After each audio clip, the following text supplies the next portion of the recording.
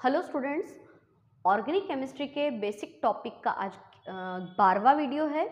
पिछले वीडियो में हमने ईथर का बचा हुआ भाग पढ़ा था। ऑक्सीरेन किस तरह से बनाते हैं, एपॉक्सी ईथर कैसे पढ़ते हैं, चक्री ईथर क्या होते हैं, साथ ही क्राउन ईथर के बारे में मैंने आपको बताया था, कुछ समावयवता बताई थी और कार्बोनिल यौगिक का थोड़ा सा इंट्रोडक्शन हमने देखा था। कार्बोनिल यौगिक कौन से होते हैं? जिनमें C डबल बॉन्ड O समूह पाया जाता है, जैसे कि एल्डिहाइड और कीटोन। तो आज हम प्रॉपरली शुरू करते हैं एल्डिहाइड और कीटोन के बारे में, है ना। तो सबसे पहले अपन एल्डिहाइड से शुरुआत करते हैं। हमारा जो अगला क्रियात्मक समूह है उसकी हेडिंग डालेंगे हम लोग एल्डिहाइड ग्रुप, एल्डिहाइड समूह। बच्चे बहुत कंफ्यूज होते हैं इस समूह से, बहुत अच्छे से आराम से शांति से समझना, सूत्र बनाने की प्रैक्टिस भी करना। एल्डिहाइड समूह जो होता है इसका सामान्य सूत्र है RCHO, है ना। पर इसको और अन्य तरीके से भी हम लिखते हैं। हम इसको ऐसे भी लिख सकते हैं RC डबल बॉन्ड OH, या ऐसे भी लिख सकते हैं RC ऊपर डबल बॉन्ड O इधर H, मतलब कहीं भी घुमा दो इस ऑक्सीजन को, ऊपर साइड में नीचे कहीं भी लिख सकते हैं। एल्डिहाइड समूह जो होता है इसके नाम के अंत में अल अनुलग्न लगाते हैं, AL, है ना। इसका विशेष तौर पे आप लोगों को ध्यान रखना है। अब हम जैसे सभी क्रियात्मक समूह को पढ़ना शुरू करते हैं वैसे ही हम इसकी स्टार्टिंग करते हैं कि सबसे पहले सूत्र के बाद हम लिखेंगे सामान्य नाम और फिर हम लिखेंगे इसका IUPAC नाम, है ना। इसको हम स्टार्ट करते हैं। तो सामान्य सूत्र आपके सामने लिखा है RCHO, ये सामान्य सूत्र है। पहले मैं उसी तरीके का उपयोग कर रही हूँ कि पहले अपन सूत्र लिख लें, फिर सामान्य नाम, फिर IUPAC नाम की तरफ आएंगे ताकि कंफ्यूजन ना हो। R के स्थान पे हमको क्या रखना है? R के स्थान पे रखना है CH3, C2H5, C3H7, C4H9, C5H11। पता है ना, ये सभी के नाम हर वीडियो में आपको ये चीज़ लिखी हुई मिलती है। Maithil, ethyl, propyl, butyl, pentyl, पता है ना, लिखने की ज़रूरत नहीं है। 12th के बच्चे तो फिर भी होमवर्क कंप्लीट करके भेजते हैं ग्रुप में, परंतु 11th के बच्चे बिल्कुल इंटरेस्ट नहीं ले रहे हैं। कोई भी स्टूडेंट्स काम करके नहीं भेजता है ना। तो अगर आप लोग ऑर्गेनिक केमिस्ट्री ढंग से अभी 11th में ही पढ़ लोगे ना तो आपको 12th में बिल्कुल दिक्कत नहीं आने वाली है। तो मैं जैसे बताती हूँ आपको वैसे इस पूरे चार्ट को कंप्लीट करना है। अच्छा, एक और बात याद रखना कि पहली बार हम ऐसा क्रियात्मक समूह शुरू कर रहे हैं जिसमें C भी आता है, कार्बन भी आता है, क्योंकि इसके पहले मैंने आपको हेलोजन पढ़ाया था, मतलब फ्लोरो, क्लोरो, ब्रोमो और आयोडो पढ़ाया था। इसमें कहीं से कहते कार्बन नहीं आता, ये Cl है, कार्बन नहीं है। अल्कोहल पढ़ाया, OH आता है। ईथर पढ़ाया, सिर्फ O आता है। पहली बार ऐसा क्रियात्मक समूह पढ़ रहे हैं जिसमें कार्बन भी आता है। तो जिसमें कार्बन आता है उसमें क्रियात्मक समूह के सबसे पहले जो R है उसकी वैल्यू अपन मैथिल से शुरू करते हैं ना, पर इसमें मैथिल के स्थान पे H से शुरू करेंगे। जैसे R के स्थान पे मैंने रखा सबसे पहले H, CHO। अभी H क्या होता है? हाइड्रोजन, परंतु इसका स्पेशल नाम है, इसका सामान्य नाम याद रखना। वैसे तो इसका सामान्य नाम होता है, R को हम लिखते हैं एल्किल और CHO को बोलते हैं एल्डिहाइड, एल्किल एल्डिहाइड, परंतु H ऐसे क्रियात्मक समूह, मेरे बात पे ध्यान देना और लिख लेना कॉपी में, ऐसे क्रियात्मक समूह जिनमें C आता है, अल्कोहल में नहीं आता, ईथर में नहीं आता, हेलोजन्स में नहीं आता है। तो ऐसे क्रियात्मक समूह जिनमें कार्बन आता है और उसके पहले अगर H लगा हो तो उस H को फॉर्म या फॉर्मिल कहते हैं। तो H का नाम तो हो गया फॉर्मिल, इसका नाम हो गया aldehyde, formal aldehyde. Formal aldehyde को इकट्ठा बोलेंगे फॉर्मिल्डिहाइड। क्या बोलेंगे? फॉर्मिल्डिहाइड, ठीक है। फॉर्मिल्डिहाइड का नाम सुना है? 12th वालों ने तो सुना हुआ है, 11th के बच्चों ने भी पढ़ा है 10th क्लास में। फॉर्मिल्डिहाइड का किसी को उपयोग याद हो तो कमेंट बॉक्स में लिख दो, है ना। और मैं थोड़ी देर बाद इसका उपयोग बताती हूँ, तब ताकि आप लोग तब तक कमेंट बॉक्स में इजीली टाइप कर सकें। तो चलिए, फॉर्मिल्डिहाइड हो गया। अब आ जाते हैं अपन नेक्स्ट पे। IUPAC नाम भी बता ही दूं मैं आपको इसका। IUPAC नामकरण में क्या करते हैं कि जितने कार्बन हैं, जितने भी हैं, कार्बन की संख्या के आधार पर तो लिख देंगे एल्केन और CHO की जगह लगा देंगे अल, तो पूरा नाम हो जाएगा एल्केनल। क्या नाम हो जाएगा इसका? एल्केनल, है ना, जैसे मेथेनल, एथेनल, प्रोपेनल, ब्यूटेनल, इस प्रकार से। अब जरा देखिए इसमें कितने कार्बन है, सिर्फ एक कार्बन को हम क्या कहते हैं, मेथिल कहते हैं, पर यहाँ पे एन लगाना है, तो मेथेन, और मेथेन के पीछे लगा दो अल, तो नाम क्या हो गया, मेथेनल। फॉर्मेल्डिहाइड का आईयूपीएसी नाम मेथेनल है। फॉर्मेल्डिहाइड नाम क्यों पड़ा इसका, क्योंकि ये ऐसा क्रियात्मक समूह है जिसमें कार्बन आता है और कार्बन के साथ में हाइड्रोजन भी आता है। हाइड्रोजन अगर आ रहा है तो फॉर्म बोलेंगे, फॉर्म के पीछे एल्डिहाइड लगा दिया। अगला देखो CH3CHO, CH3CHO, इसका आईयूपीएसी नाम तो बहुत इजी है। आईयूपीएसी नाम पहले बता दूं, कितने कार्बन है, कुल दो कार्बन को क्या कहते हैं, एथेन, तो एथेन, और एथेन के पीछे अल लगा दो, तो एथेन धन अल बराबर एथेनल, है ना, एथेनल। सामान्य नाम क्या होता है इसका, CH3 होने के कारण इसका नाम मेथिल एल्डिहाइड नहीं है, इसका नाम है एसीटैल्डिहाइड।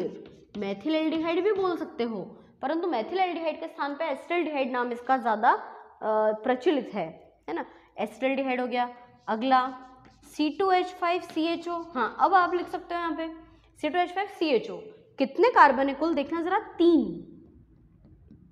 तीन कार्बन होने के कारण, तीन को क्या बोलते हैं, प्रोपिल, हाँ इसको एथिल एल्डिहाइड नहीं, इसको लिखेंगे हम प्रोपिल एल्डिहाइड, लेकिन इसका जो आईयूपीएसी नाम है वो कितना होगा, 2 और एक 3 कार्बन को क्या बोलेंगे, प्रोपेन, तो इसका नाम हो जाएगा प्रोपेनल।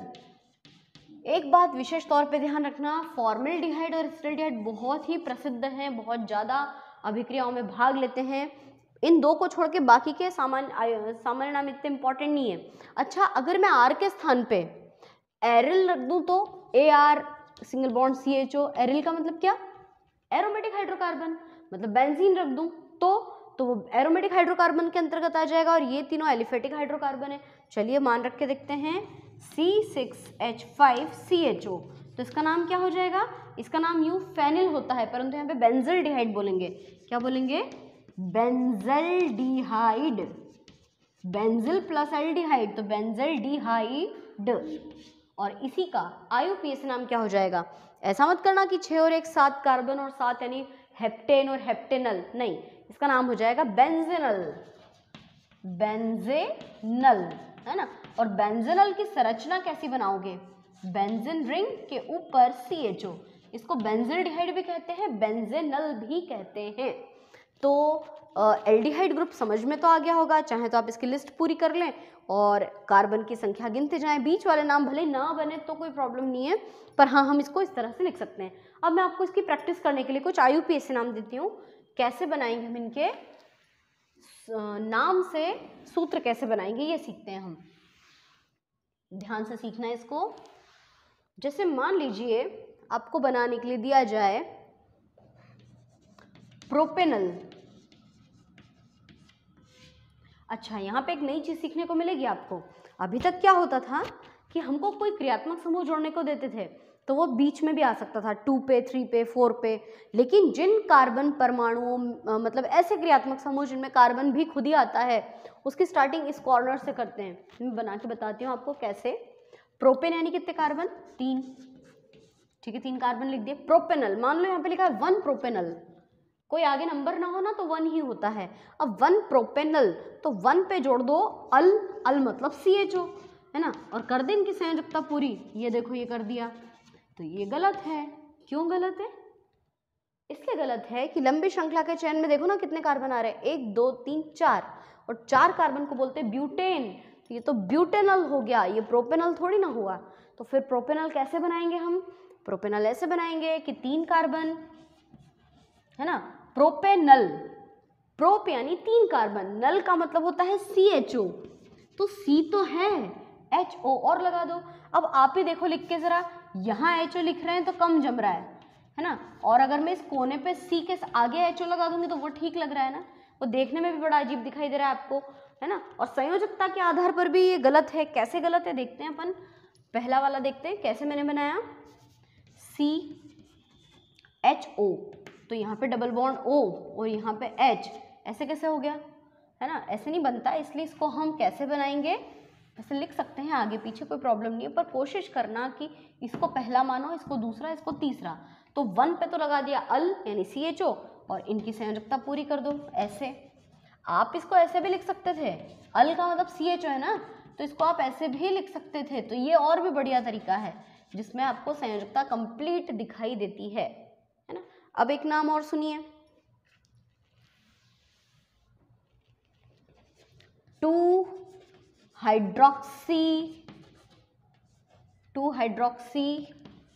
2-क्लोरो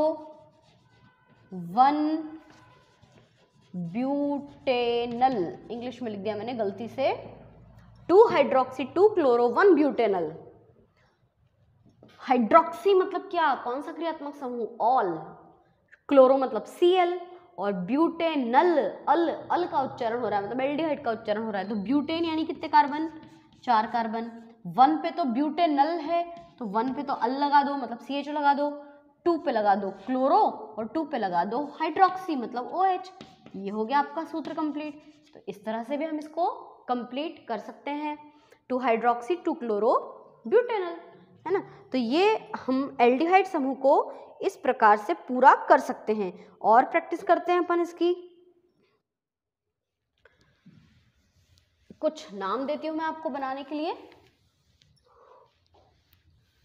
जिसमें हमने कुछ ऐसे क्रियात्मक समूह ऐड किए हुए हैं जो पढ़े हैं हमने। जैसे कि एक नाम दूं आपको, नियोपेंटेनल। अभी नियोपेंटेनल क्या है, नियोपेंटेन जानते हैं क्या होता है।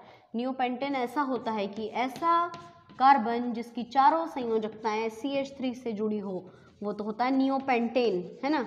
अब नियोपेंटेनल तो क्या करें, ये करें कि किसी एक कार्बन में अल लगा दो, CHO लगा दो, ये बन गया आपका नियोपेंटेनल। अब इसका ये नियोपेंटेनल तो सामान्य नाम था, इसका IUPAC नाम कैसे बनाएंगे, लंबी श्रृंखला का चयन करें।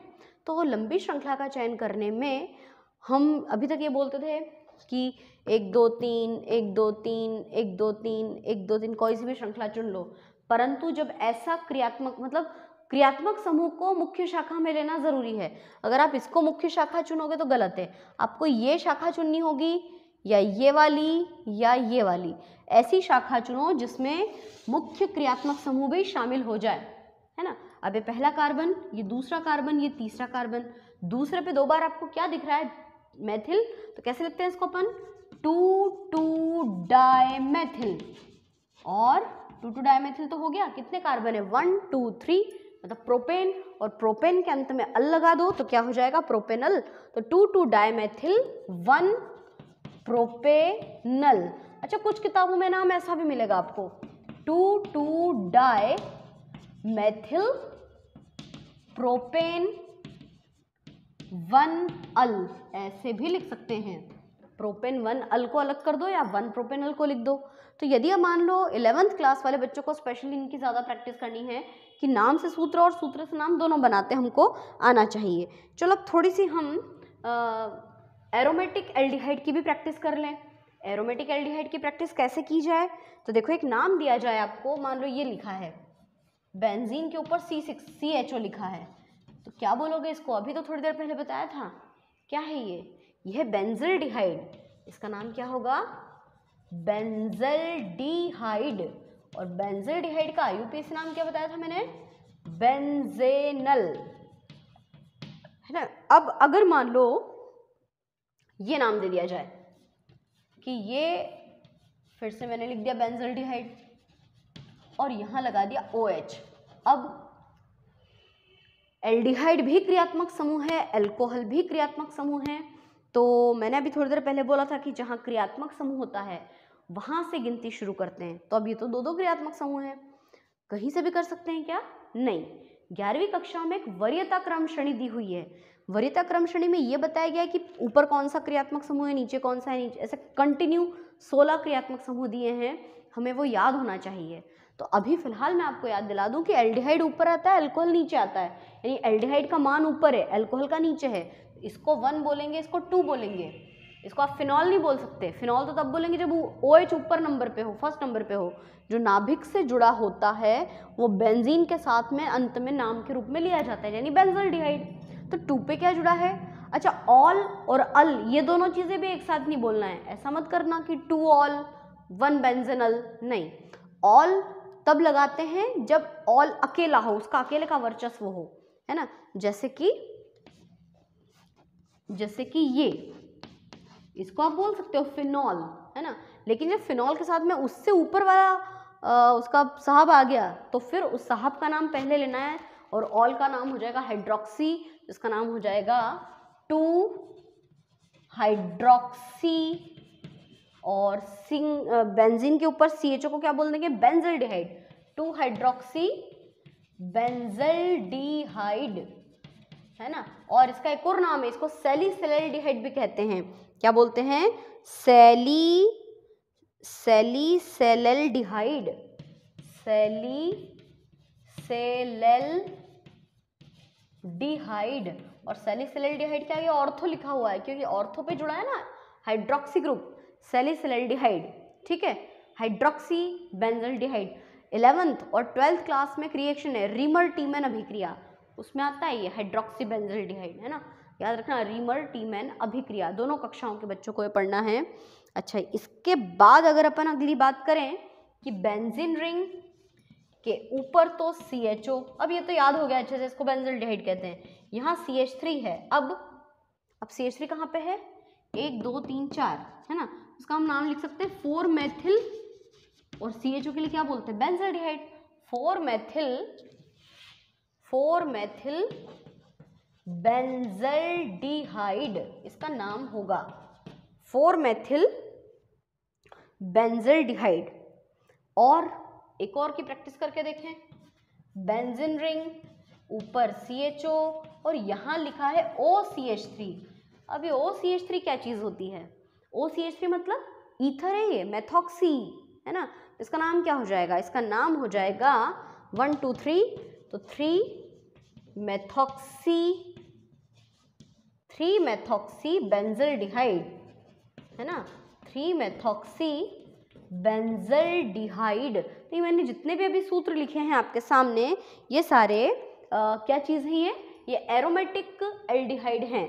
अच्छा, एरोमेटिक एल्डिहाइड में एक और थोड़ा सा कंफ्यूज करने वाला मैं आपको नाम दूं, उसको समझना कैसे बनाएंगे, है ना।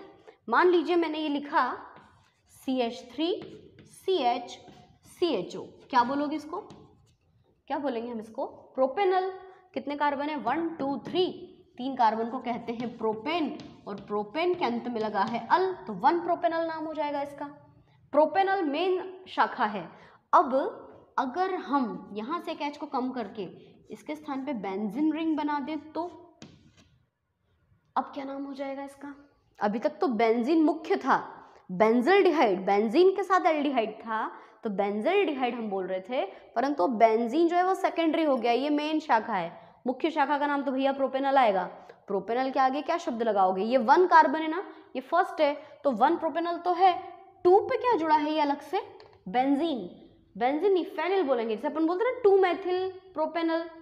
जैसे मान लो ऐसा नाम होता कि CH3 CH CHO और यहाँ CH3 होता, तो ये 1 ये 2, तब अपन इसका नाम क्या लिखते, अपन लिखते कि 2 मेथिल 1 प्रोपेनल, इसका नाम ऐसा लिखते, 1 मेथिल 2 प्रोपेनल, तो उल्टा बोल दिया 2 मेथिल 1 प्रोपेनल। तो अब क्या लिखना चाहिए, 2 पे क्या जुड़ा है, फेनिल, तो इसका नाम हो जाएगा 2 फेनिल 1 प्रोपेनल, है ना, 2 फेनिल 1 प्रोपेनल। इस तरह से हम इसका नामकरण कर सकते हैं, ठीक है। तो इसकी हमको एल्डिहाइड ग्रुप की भी प्रैक्टिस करना है बहुत सारी।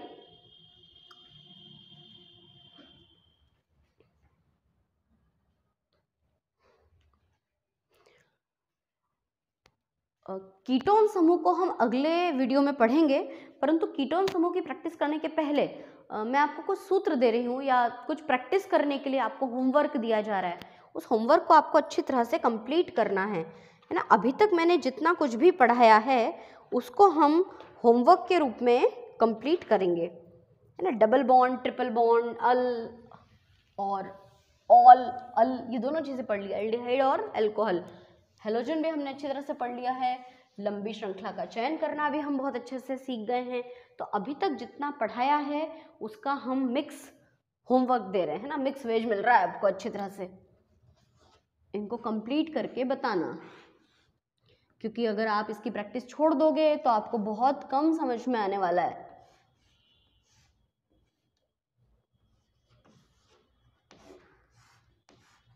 क्या दे दिया है मैंने आपको? स्वास्तिक बनाने को। ये बॉन्ड लाइन संरचना सूत्र है, आबंध सूत्र संरचना आता है ना हमको अच्छी तरह से कैसे बनाते हैं।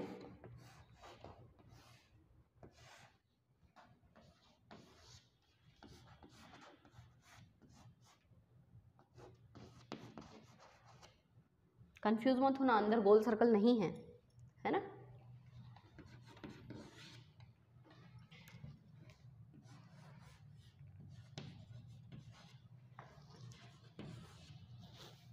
आपको इनकी प्रैक्टिस करना है।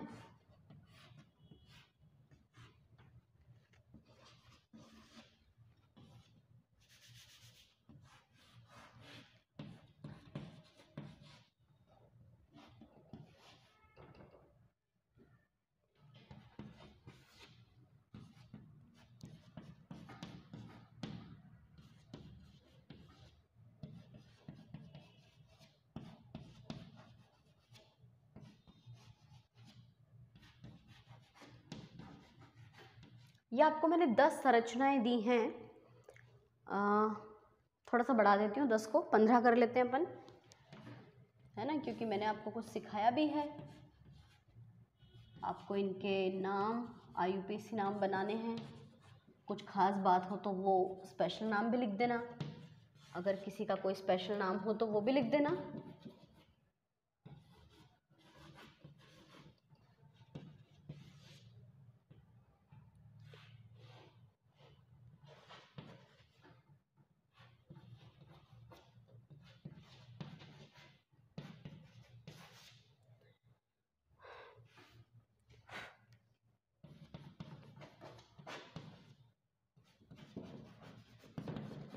पंद्रह नाम मैं आपको दे रही हूँ यहाँ पे, आपको इनकी प्रैक्टिस करना है।